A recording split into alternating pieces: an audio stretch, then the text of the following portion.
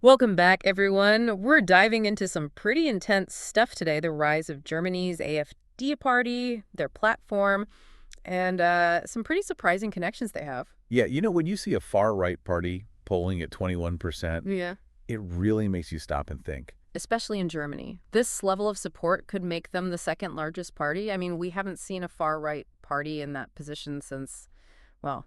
Since the Nazi era, yeah.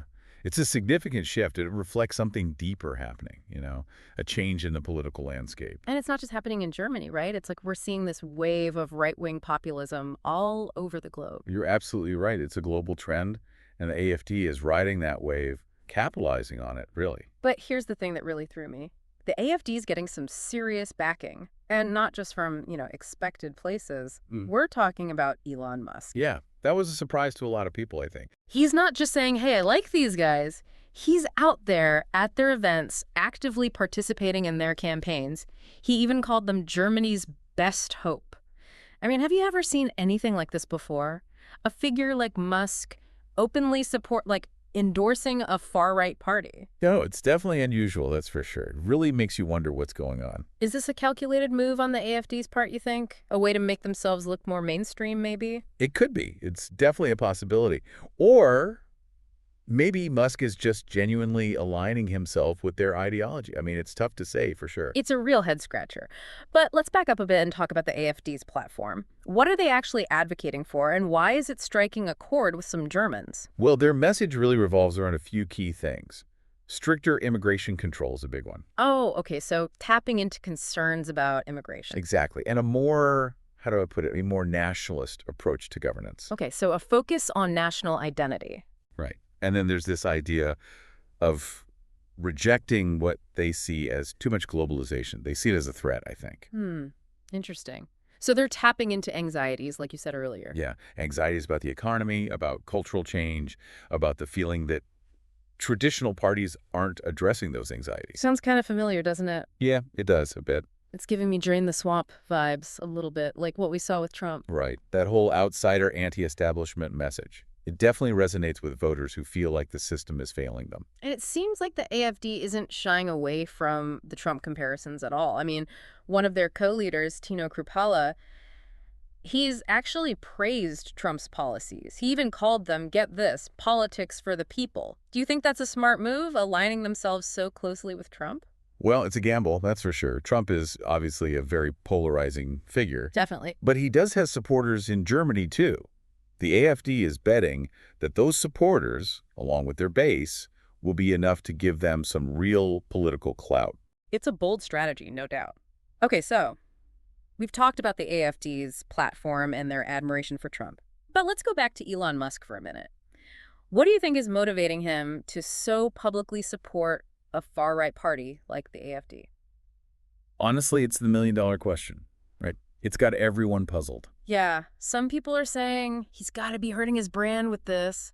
But then others are like, no, this is Musk being Musk. He likes shaking things up. Right. And then you've got to wonder, is he seeing the AfD as a way to push his own agenda, too? Maybe on immigration or maybe even something bigger, like challenging the whole political system. It's definitely a possibility. I mean, the AfD has been pretty vocal about their support for less regulation, Yeah. and they're all about technological advancement, which aligns with Musk's interests, right? Exactly.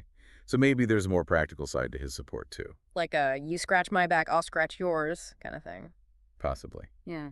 But we can't ignore the ideological overlap either. I mean, think about that statement Musk made recently about moving beyond past guilt. Oh, yeah. That really echoes what the AfD's been saying all along.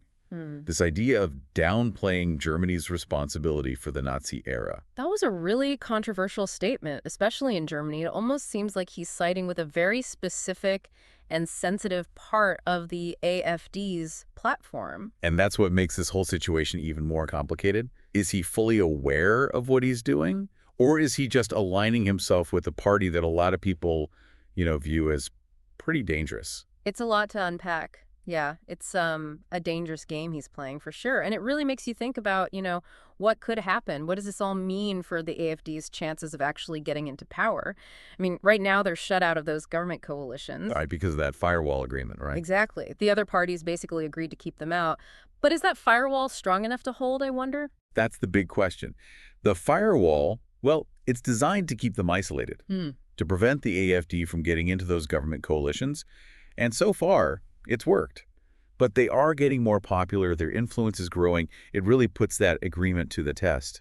So even though they're technically excluded, their ideas are still kind of seeping into mainstream politics. Exactly. You hit the nail on the head. They're having an impact. Hmm. Think about the recent Influx Limitation Act, for example. That policy, it was something the AfD was pushing hard for, to restrict immigration. Right. But then, you know who ended up adopting it? Friedrich Merz. Wait, Mertz, the leading candidate for chancellor from the CDU. Yep, CD is like the establishment, right? Yeah. But they took a page from the AfD's playbook. It kind of shows how they're shaping the conversation, pushing the other parties to, like, appease those voters. Just like a domino effect. The AfD gains momentum and the other parties start shifting to the right to keep up. Yeah, it's a slippery slope for sure. What happens if the AfD keeps gaining ground?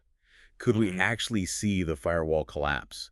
Could they become a legitimate part of the German government? It's a scary thought for sure. I mean, think about it. If they become a real power player, think about what it means for Germany. Domestic policy, foreign policy, everything. Their platform, it's got some really radical stuff in there. Like what? Give me an example. Well, they talk about things like pulling out of the European Union, Right. like full-on leaving. And they want to completely rethink how Germany deals with its past, all that history stuff. Wow, that would be a huge change. I wonder what other countries would think, especially Germany's allies. Wouldn't that cause some serious tension? Oh, yeah, for sure. Especially with their European partners, the ones who are committed to the EU and, well, democratic values. Imagine. Germany, with its history, embracing a party like the AfD, it would send shockwaves through the world, I think. It would be a seismic shift, that's for sure. And I guess it's not just limited to Germany, right? It's part of a bigger trend, this whole rise of right-wing populism that we're seeing everywhere. Exactly. It's not just a German thing, it's global. And that's what makes Musk's involvement even more, I don't know, concerning maybe. He's got this huge platform, this global influence. When he endorses the AfD, it gives them a lot of legitimacy. It does, doesn't it? It makes them seem less like a fringe group, right? And think about his decision to let all those banned accounts back on Twitter, those far-right figures, and his own statements. It creates this environment, where hate speech and misinformation can spread more easily. It's pretty disturbing. So what can we do about it as citizens, Like, how do we fight back against this? How do we protect those democratic values? Well, first off, we have to be aware. We have Mhm. to understand what's going on, recognize those patterns, those strategies that these movements use, and we can't just sit back. Yeah. We have to be active, challenge their rhetoric. So we need to educate ourselves and others too, right? We need to know how to identify and break down their arguments, to understand why they appeal to some people and offer alternatives. Yeah. Promote tolerance and understanding. Yes, exactly.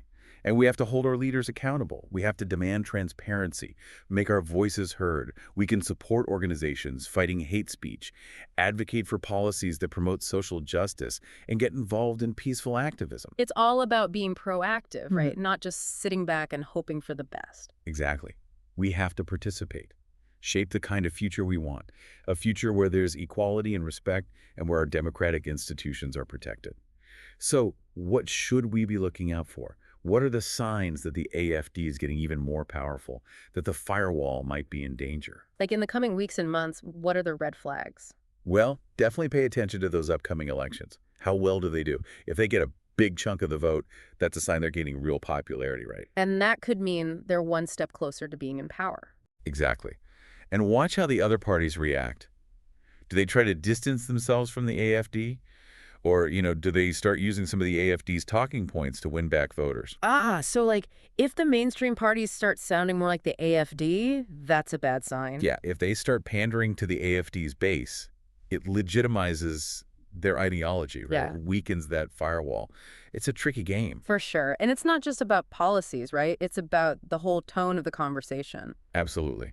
Notice if things start getting more divisive, more polarizing. Are they using fear tactics? Are they targeting certain groups, making them the enemy? Those are all warning signs that the AfD's ideology is spreading. So we need to be on the lookout for those subtle changes, the ways they try to normalize these extreme views. Exactly. And, what about Musk? What's he going to do? Will he keep supporting the AfD or will he back off when people criticize him? Yeah, what is he going to do? Hard to say. But if the past is any indication, He's not afraid to use his platform to say what he thinks, even if it stirs up controversy or, could cause harm. We've got to be aware of the power he has and be ready to push back, to present the facts and stand up for those democratic values. Man, it's a complicated situation, a lot of moving parts. Yeah, it does feel like we're at a turning point here, not just for Germany, but for everyone, The whole world, the AfD, Trump, Musk, the firewall possibly weakening. It's a lot to take in.